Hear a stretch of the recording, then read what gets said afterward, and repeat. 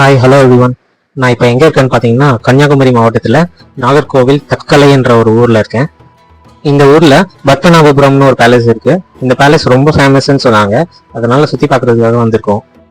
அப்படி இந்த அரண்மனையில் என்னடா இருக்குன்னு கேட்டிங்கன்னா, இந்தியாவில் எங்கேயுமே இல்லாத ஃபுல்லாக மரத்தாலேயே கட்டப்பட்ட பிரம்மாண்ட அரண்மனை தான் இது. இந்த அரண்மனையில் பார்த்தீங்கன்னா நிறைய ஷூட்டிங்லாம் கூட எடுத்திருக்காங்க. அதில் முக்கியமான படம்னு பார்த்தீங்கன்னா கார்த்திக்கும் குஷ்புவும் நடித்த வருஷம் 16ன்ற படம் இந்த அரண்மனையில தான் ஃபுல்லா எடுத்திருப்பாங்க.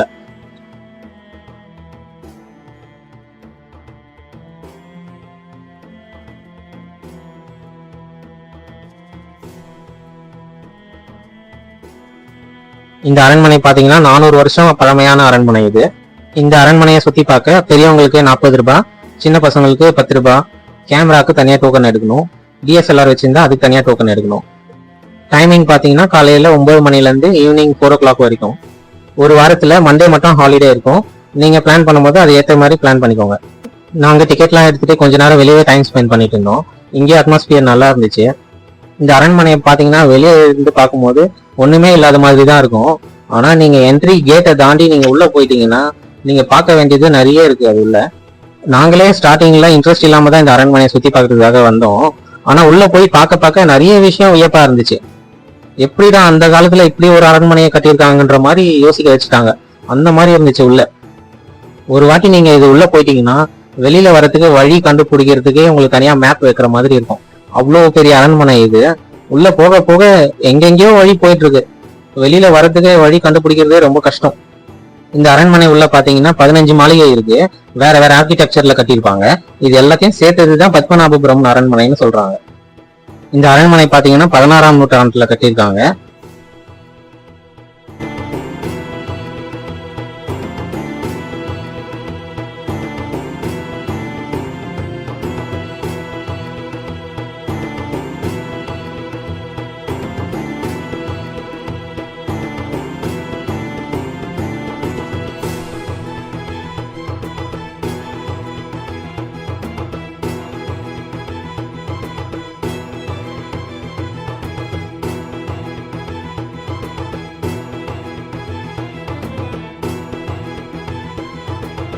ஒன்ஸ் உள்ள என்ட்ரி ஆனதும் கீழே ஒரு ரூம் ஒன்று இருக்கும். அந்த ரூம்ல அலோடு இல்லைன்னு சொல்லிட்டாங்க. ஆனா மாடி மேல போய் தான் நம்ம சுத்தி பார்க்குற மாதிரி இருக்கு. ராஜா யூஸ் பண்ண சீன நாட்டு சேரும் கருங்கல்லால செய்யப்பட்ட கட்டிலும் வச்சிருந்தாங்க. மாடி மேல போய் சுத்தி பார்க்கறதுக்கு இந்த மாதிரி தான் போய் ஆகணும். கீழே ஒரே ஒரு ஏணி மாதிரி வச்சிருப்பாங்க. அதுல கொஞ்சம் கொஞ்சமா நம்ம மேலே ஏறி போகணும். மேலே ஏறும் போது தலை இடிக்கிற மாதிரி இருக்கும். போகும்போது கொஞ்சம் சேஃபா பார்த்து போற மாதிரி இருக்கும். படி ஏறி மேல வந்ததும் இந்த அறையை தான் பார்ப்பீங்க. இந்த அறையோட பேர் வந்து மந்திர அறைன்னு சொல்றாங்க. மந்திர அறைனா இது ராஜாவோட மந்திரி சபையை தான் மந்திர அறைன்னு சொல்றாங்க. இங்க இருக்க தரையெல்லாம் பாத்தீங்கன்னா ரொம்ப வழவழன்னு ரொம்ப சாஃப்டா இருந்தது. நடக்கிறதுக்கே நல்லா இருந்தது. இந்த பிளேஸ்ல இருந்து அப்படியே இன்னொரு பிளேஸ்க்கு கனெக்ட் ஆகிற மாதிரி ஒரு வழி வச்சிருந்தாங்க. அந்த இடம் பாக்குறதுக்கே செம்ம அழகா இருந்துச்சு. 2 பக்கம் ஃபுல்லா இன்னொரு மாளிகை, இந்த பக்கம் ஒரு மாளிகைன்ட்டு தனித்தனியா இருந்துச்சு. இங்க இருந்து இன்னொரு மாளிகைக்கு போறதுக்கான வழிதான் இது.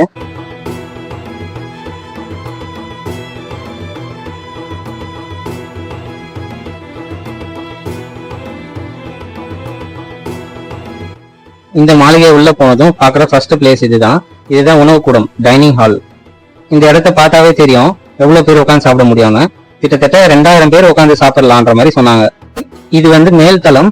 கீழேயும் இன்னொரு ஃப்ளோர் இருக்கு. கிரவுண்ட் ஃப்ளோர்ல இதே மாதிரி டைனிங் ஹால் இருக்குன்னு சொன்னாங்க. அங்கேயும் இவ்வளவு பேர் தான் 2000 பேர் உட்காந்து சாப்பிடலான்ற மாதிரி சொன்னாங்க. அப்போ பாத்துக்கோங்க இந்த அரண்மனையில எவ்வளவு பேர் இருந்திருக்காங்க. இங்க வேலை செய்யறவங்க எல்லாருமே சேர்த்து இங்கதான் உட்காந்து சாப்பிடுவாங்களாம். அதே மாதிரி பண்டிகை டைம்ல அந்த ஊர் மக்களுக்கும் ராஜா கூப்பிட்டு இங்கதான் விருந்து வைப்பாராம் அந்த அரண்மனையில.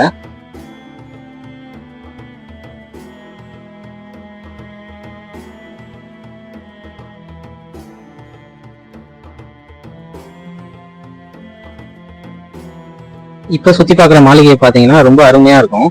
இங்க எல்லா சைடும் ஜன்னல் வச்சு எல்லா வெளிச்சமும் காத்தும் உள்ள அப்படியே வர மாதிரி வச்சிருப்பாங்க. இது உள்ள வந்ததும் நடக்க நடக்க வழி போயிட்டே இருக்கு. ஆனா எவ்வளவு நடந்தாலும் கால் வலிக்கவே இல்லை. ஏன்னா அங்க போட்டு தர அந்த மாதிரி இருந்தது. ஃபுல்லா வழவழன்னு சூப்பரா நடக்கிறதுக்கே நல்லா மசாஜ் பண்ற மாதிரி இருந்தது. இந்த அரண்மனையில தங்கி காலையில தூங்கி ஏஞ்சி இந்த மாதிரி வியூ எல்லாம் பார்த்தா எவ்வளோ அருமையா இருக்கும். இந்த இடம் பாத்தீங்கன்னா மன்னரோட சேரும் கட்டலும் இருந்துச்சு. அந்த கட்டல் பாத்தீங்கன்னா அவ்வளோ டிசைன் பண்ணி வச்சிருக்காங்க. அதுல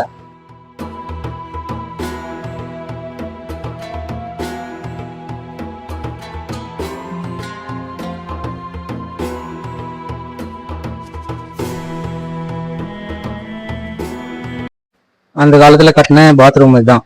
இதுலயே ஆண் பெண்ணுன்னு தனியா வச்சிருந்தாங்க. ஆனா என்னன்னா டோர் தான் இல்ல, எப்படி ஓப்பன்லயே இருக்கும்னு தெரியல.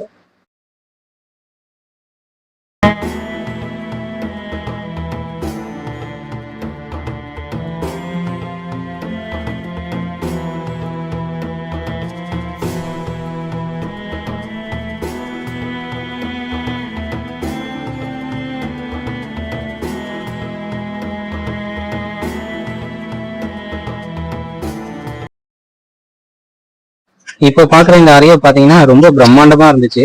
அந்த கதவே ரொம்ப பெருசா இருந்துச்சு. ரூம் ரொம்ப ஸ்பேஷியஸா இருந்துச்சு.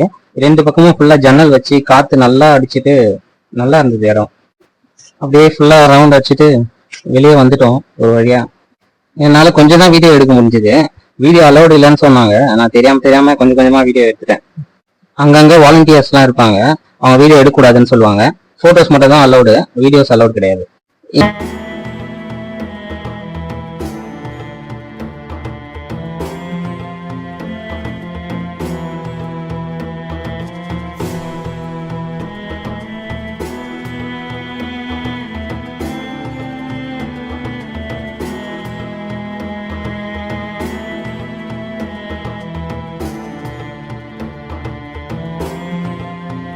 அலௌட் கிடையாது.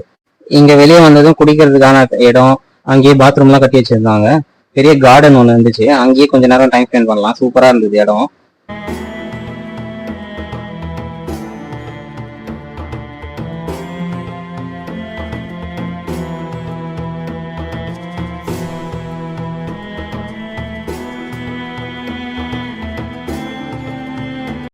வெளியில வந்தது பக்கத்துல ஒரு மாளிகை ஒண்ணு இருந்தது.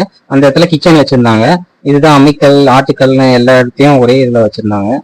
எல்லாருக்குமே இந்த இடத்துல தான் சமைப்பாங்களாம். இந்த சமையல் அறைக்கு பேக் சைடுல ஒரு பெரிய குளமே இருக்கு. அங்க இருந்து தான் தண்ணி எல்லாம் எடுத்துப்பாங்களாம்.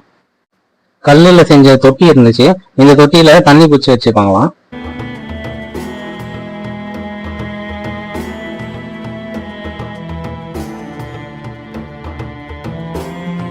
இங்க இருக்க அரண்மனை பாத்தீங்கன்னா ரொம்ப டிஃப்ரெண்டாவே இருந்தது.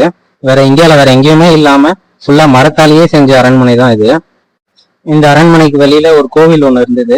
இங்கதான் வழிபாடு எல்லாம் பண்ணுவாங்களாம். இங்கேயே கல்யாணம் எல்லாம் பண்ணுவாங்கன்னு நினைக்கிறேன். அவ்வளவுதான், ஃபுல்லா சுத்தி பார்த்துட்டு நாங்க கிளம்பிட்டோம். ரொம்ப முக்கியமான பிளேஸ் இது. நீங்க நாகர்கோவில் போனீங்கன்னா மிஸ் பண்ணாம பாருங்க கண்டிப்பா.